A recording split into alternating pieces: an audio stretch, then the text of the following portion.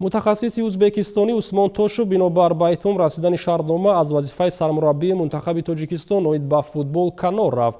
تحت راهبری او دسته منتخب تاجیکستان در مرحله دوم انتخابی چمپیونات جهان 2022 بازی کرده در گروه F در جای دوم قرار گرفت.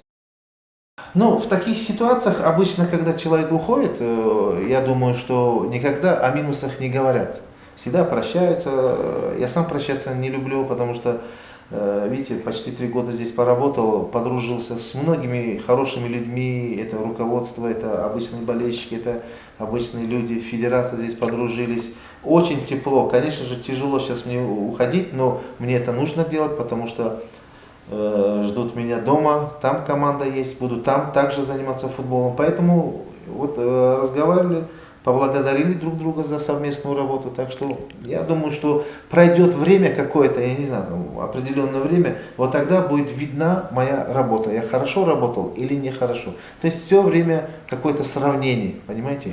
Будет сравнение, я думаю, что мы поработали неплохо. Это не только я, мы все вместе, и болельщики, и федерация, и руководство, все футболисты очень хорошо поработали, поиграли. Федерация футболи Тоҷикистон ба Усмон Тошев барои кори пурсамари муштарак изҳори ташаккур намуда ба ӯ дар фаъолияти мураббигии минбаъдаш барори комёбӣ орзу кардааст.